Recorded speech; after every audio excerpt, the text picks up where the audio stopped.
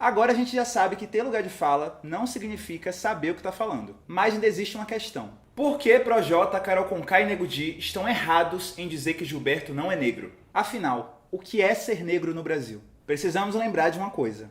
Raça não existe biologicamente. E esse é um consenso recente, de 2003, a partir dos resultados finais do estudo do genoma humano. Hoje, se você for analisar no laboratório, você vai ver que não existe sangue negro, não existem genes negros. Biologicamente, o que existe é uma só raça, seres humanos, com características físicas diferentes. E ter algumas características físicas diferentes não é, segundo a ciência, o bastante para você criar uma nova raça. Senão a gente podia criar a raça das pessoas altas, a raça das pessoas narigudas, a raça das pessoas peludas. Simplesmente agrupando características físicas e dizendo que isso é uma nova raça. Hoje a gente sabe disso. Mas antes da virada do milênio, não era bem assim. As pessoas durante muito tempo acreditaram que negros e brancos tinham uma coisa diferente no sangue. Tudo porque, há séculos atrás, os colonizadores europeus resolveram racializar outros povos, agrupando eles a partir da cor de pele, do cabelo, dos lábios, do nariz. Essa ideia de raça, então, foi criada por esses colonizadores europeus e apoiada por cientistas racistas para poder dominar. Essa ideia de raça generalizou todo um continente africano que tinha povos diferentes, culturas diferentes, línguas diferentes, religiões diferentes.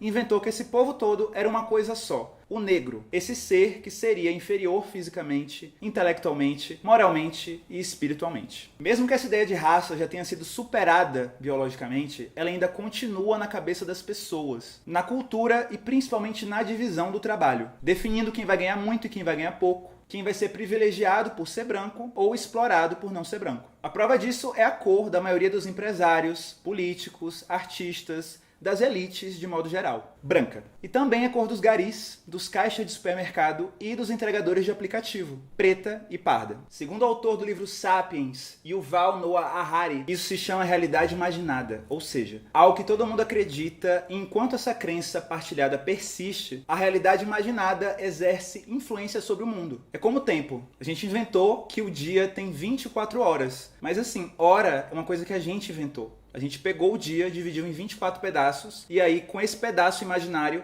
a gente organizou toda a nossa vida com base nisso. Essa coisa que não existe. A raça é a mesma coisa. Hoje a gente sabe que ela não existe, mas ela continua organizando nossa realidade. O negro, então, ele é mais do que uma cor. Ele é mais do que traços, mais do que uma herança africana. Ser negro aqui é um lugar de opressão, que você não precisa ser um africano puro para poder ocupar. Existe uma cor para o grupo que está no poder, associada à beleza, à pureza, à superioridade, e todos que estão fora desse padrão eurocêntrico são desumanizados. Mesmo que de fato existam algumas diferenças no tratamento entre pretos e pardos, como explica o colorismo, eles acabam ocupando um lugar social muito semelhante. O de exploração, o de exclusão, o de estar fora do padrão, o da ausência em espaço de poder. E se você for olhar os índices sociais, você vai ver que a grande diferença não está entre pretos e pardos. O grande abismo, na verdade, está entre os brancos e o resto. Inclusive, existem muitas pessoas pardas no Brasil com mais descendência indígena do que africana, sobretudo no norte e no nordeste, algo que a gente não pode ignorar para não promover o apagamento dos povos nativos desse país. Só que mesmo assim, a pessoa pode ocupar racialmente o lugar de negra. Afinal, a polícia mata jovens pretos e pardos em todo o Brasil, sejam eles descendentes de africanos ou indígenas. Segundo um artigo de Evangilda Bispo dos Santos, devido ao processo de miscigenação que alguns povos tiveram, há sujeitos indígenas que se auto-identificam ou são heteroidentificados como brancos, pardos ou negros. Assim, o termo indígena tende mais para uma macrocategoria identitária de cunho étnico do que racial. Afinal, como mencionado pela historiadora Thaís Campos Potiguar, uma pessoa identificada racialmente como parda ou preta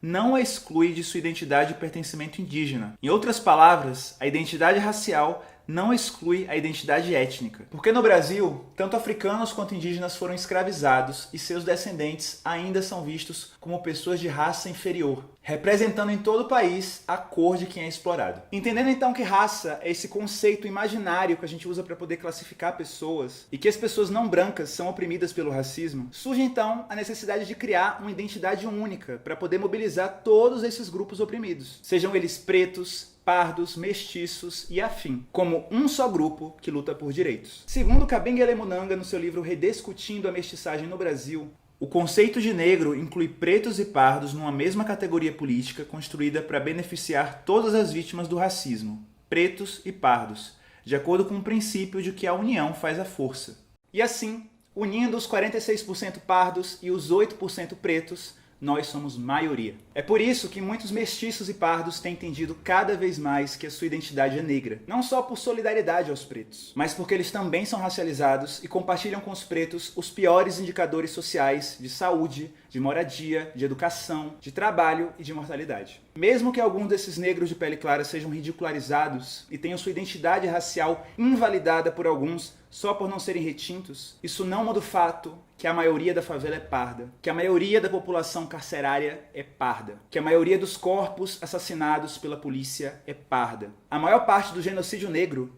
é composto de pessoas pardas. João Alberto, assassinado no Carrefour, era pardo. Pedro Gonzaga, assassinado no Extra, também era pardo. E se pardos também estão sendo mortos e oprimidos, eles têm todo o direito de também se unir com quem é alvo dessa opressão. E assim, há anos, o movimento negro brasileiro tem lutado para poder unir todos os brasileiros que sofrem racismo. E com sua força coletiva, conseguir direitos. Com esse capital político, nós conseguimos cotas nas universidades, nos concursos públicos, nas eleições. Várias conquistas políticas que fizeram a sociedade brasileira se transformar. Fazendo com que muitos de nós fôssemos os primeiros das nossas famílias a conseguir um ensino superior, a conseguir um bom emprego, a conseguir viver com um pouco mais de dignidade. Mesmo que existam casos de pessoas brancas que estão tentando fraudar essas políticas afirmativas, se passando como pardas para poder conseguir uma vaga na universidade, por exemplo, isso não invalida as cotas, nem invalida a união de todos os brasileiros não brancos que sofrem racismo debaixo da identidade negra. Afinal, foi essa união que tornou as cotas possíveis. Todos os brasileiros não brancos que estão sofrendo racismo têm sim o direito de se unir para poder lutar por igualdade. Usar o colorismo para poder colocar negros uns contra os outros, negros claros contra escuros, é dividir o movimento negro. É se apegar a uma visão ultrapassada e reacionária. É jogar fora tudo que os ativistas e intelectuais negros do passado lutaram tanto para poder conquistar. Sueli Carneiro, uma respeitada intelectual negra, já falou um pouco sobre isso. Eu pertenço à geração que teve que se esforçar muito para construir esse capital político extraordinário, constituindo a categoria negro como resultado da somatória de pretos e pardos. Isso foi um esforço que exigiu um trabalho mesmo de engenharia política, um esforço acadêmico extraordinário, envolveu toda uma vasta produção sobre as desigualdades raciais no Brasil, uma vasta, extensa produção desde a década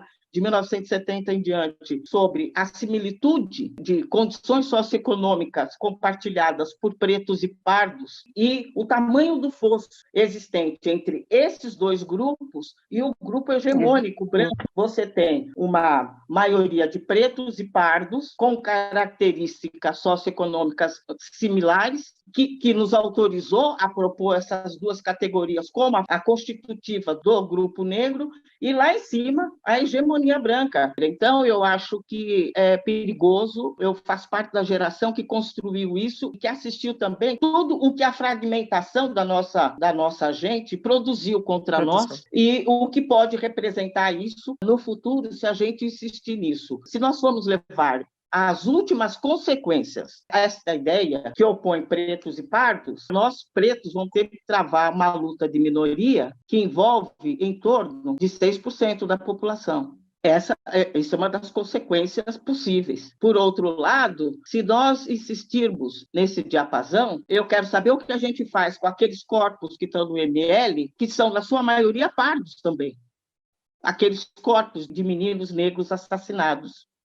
Por isso, se Gilberto se identifica como negro com base em todo o racismo que ele já viveu na sua vida, que autoridade eu tenho para poder questionar a raça dele? Que autoridade você tem para poder questionar a raça dele? Nenhuma. Afinal, a gente não está lutando para poder ver quem é mais preto, e sim lutando contra o racismo. Uma luta que deveria ser de todos, independente da sua cor. É isso, gente. Espero que vocês tenham gostado do vídeo. Quero agradecer imensamente ao Ale Santos, que me ajudou na construção desse roteiro. Muito obrigado. E, enfim, se você tiver alguma dúvida, coloque aqui nos comentários. Vamos debater juntos, com argumentos, com fatos, com pesquisa e não com achismo, né, gente? Porque, sinceramente, não dá. Enfim, é isso. Não esquece de se inscrever no canal, de ativar o sininho para poder receber notificações dos próximos vídeos e de me seguir lá no Instagram. É só procurar lá Spartacus. E é isso. Até o próximo vídeo.